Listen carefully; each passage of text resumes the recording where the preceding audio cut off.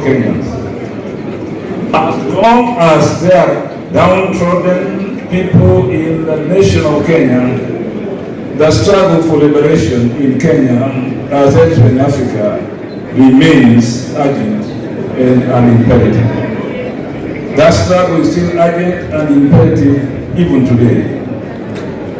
Vice President Jaramogi Odinga witnessed it all. The scramble for post-colonial or colonial assets, the rapid transfer of public property to private hands, and the rise of an authoritarian presidential state. He saw individuals and some former nationalists troop to the seat of power in pursuit of special interests.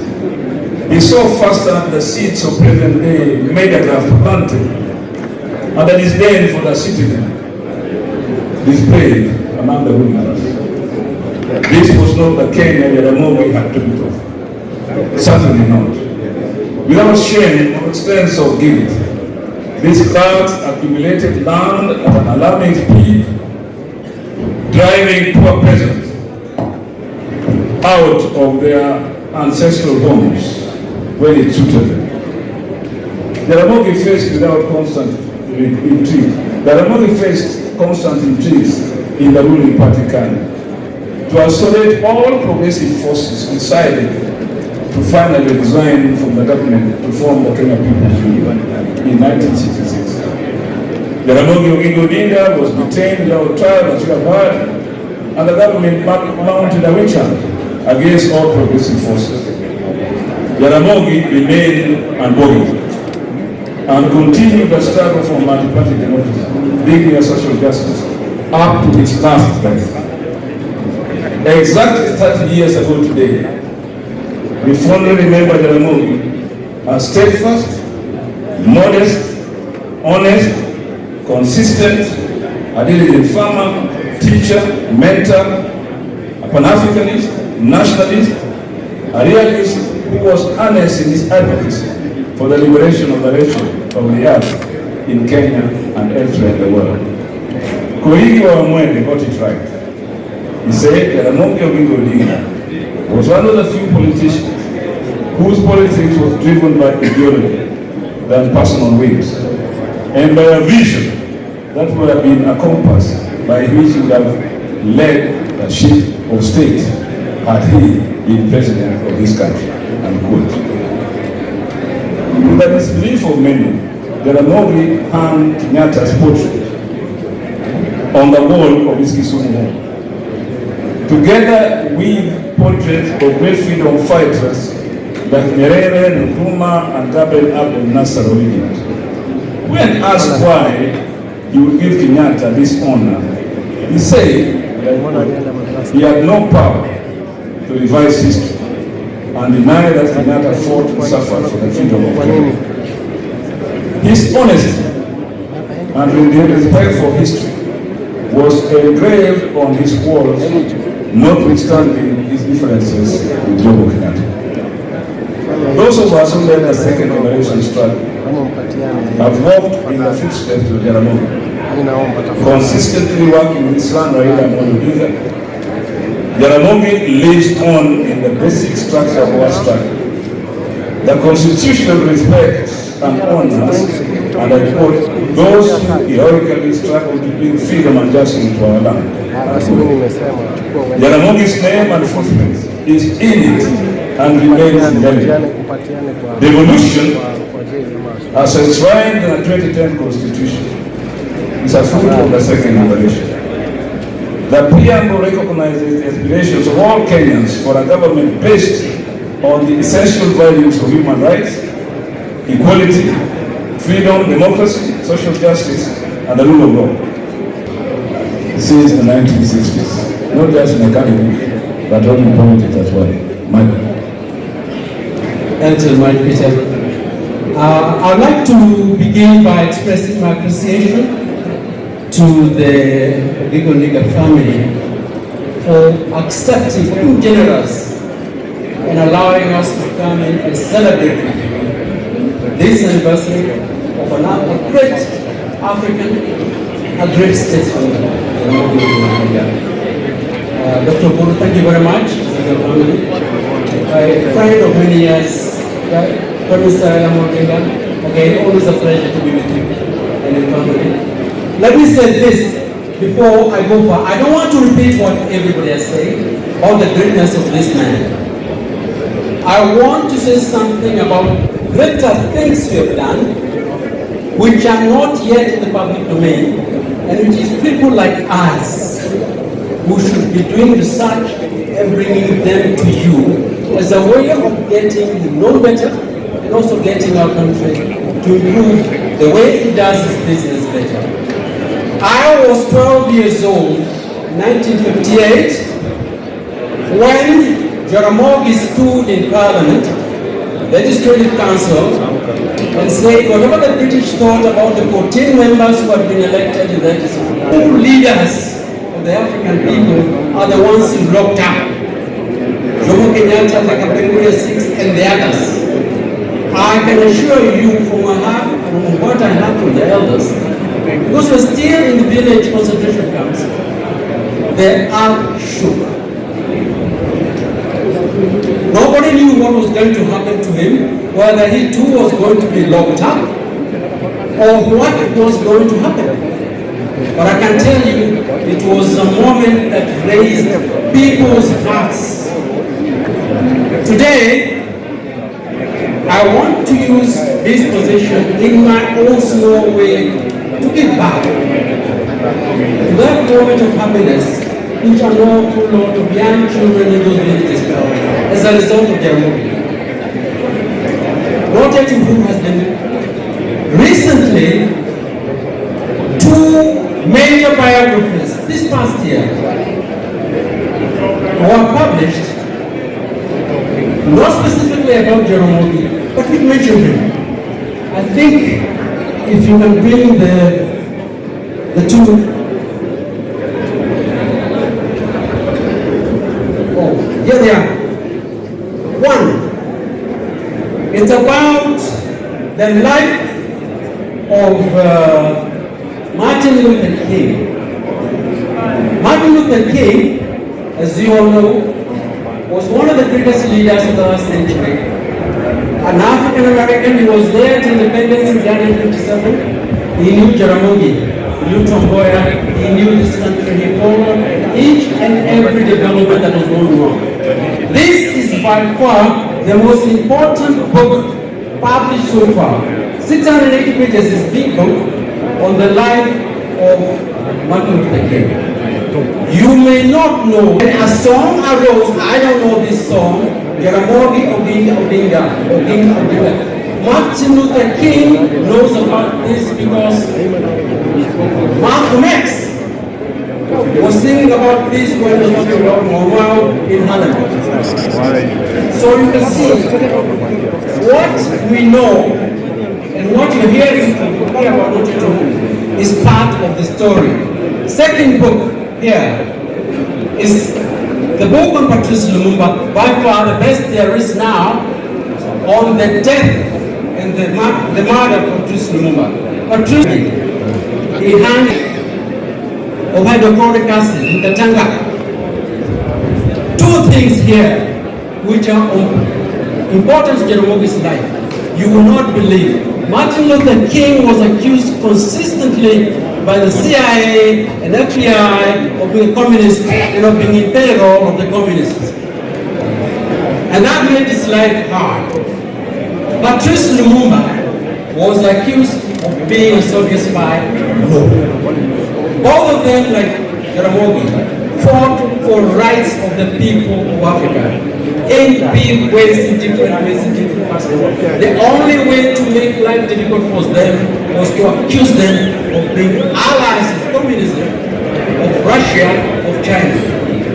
I feel this is an important aspect when the truth actually comes and is revealed for you to see where we stand. Second point, because I don't want to bore you, I'd like, if you'd like to join me on an interview Jaramogi gave in 1964 when he's being accused of being unlucky of the communists, and a wedge is being drawn between him and Jomo Kenyatta by the British intelligence, CIA, FBI, All those things you are reading in the papers, you see in a moment.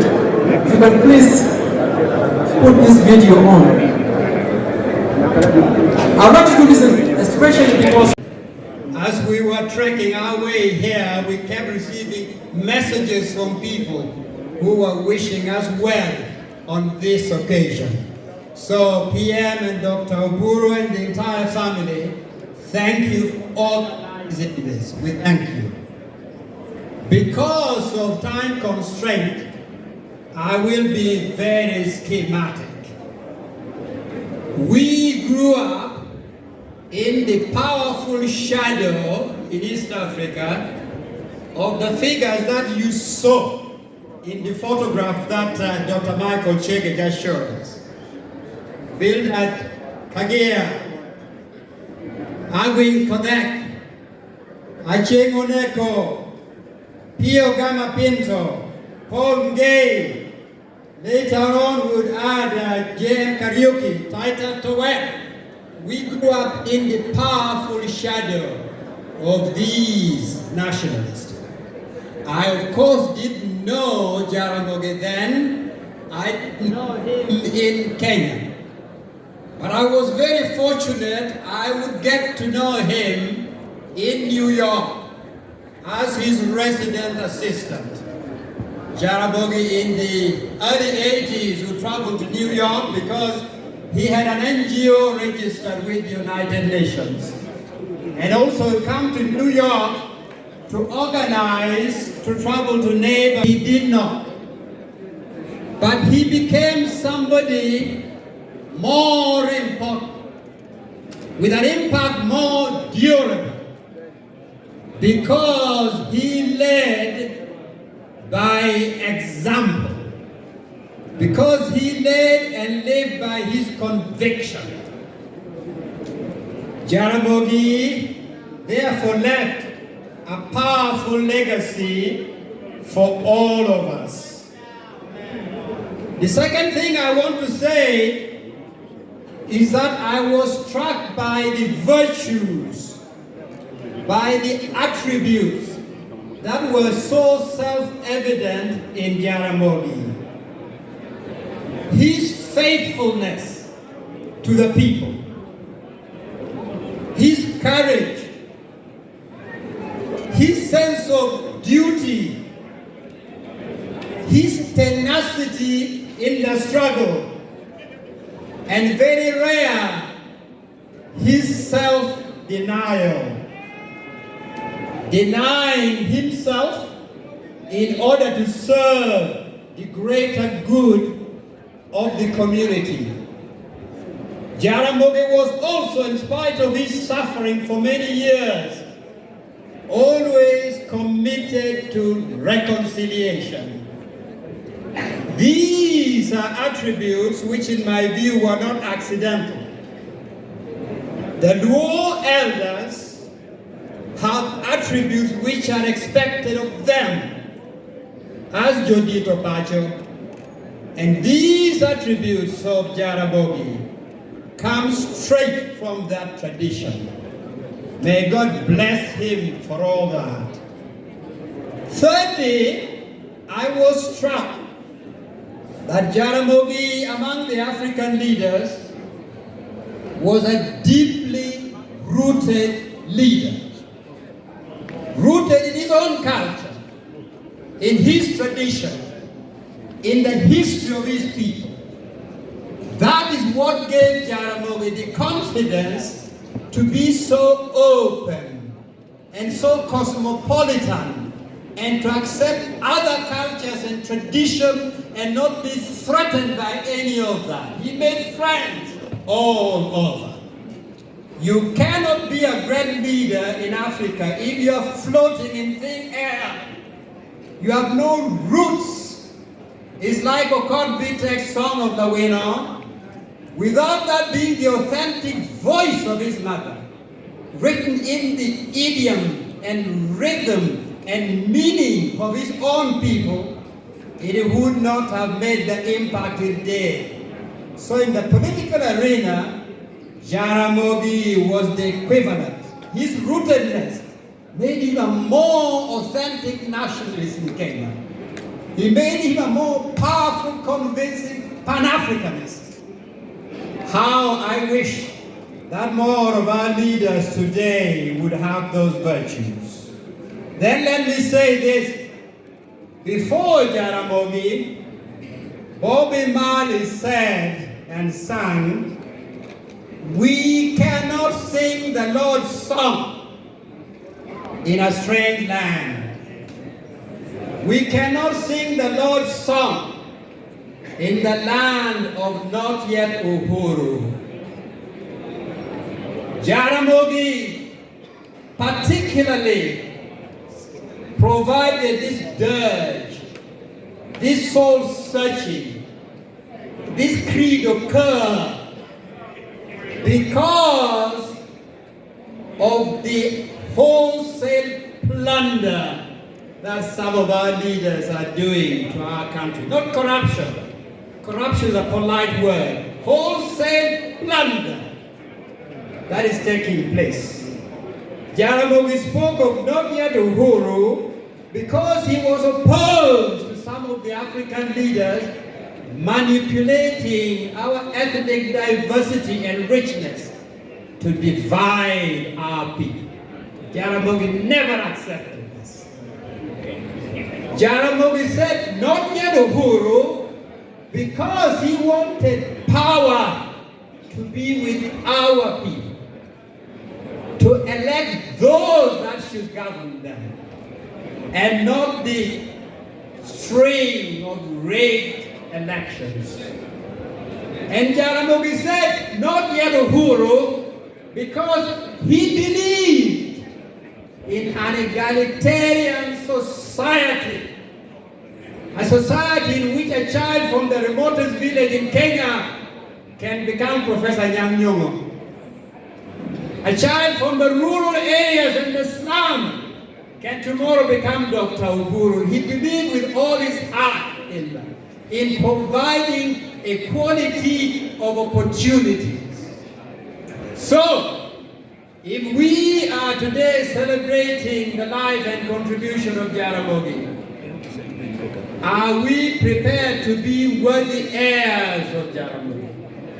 Are we especially address this to the leaders and the intelligentsia? Joma wangu yabe. Are you prepared to be worthy heirs of Jaramogi's legacy? To fight the fight that he left midway. It is the unfinished business of not yet Uhuru. Are we prepared to accomplish that struggle? That is the meaning of today's gathering. And if we leave here determined to accomplish the unfinished business that Jaramogi started, then I'll say, what Ramogi, what Kikuj, what Terawa, Yue Kikuj, are we ruling, Yue Kikuj, are we mourn? Yen, Wabichobo, walk na megi, Wabichobo, Luen na child. So, Jaramogi, rest in peace. This mission will be accomplished. Rest in peace.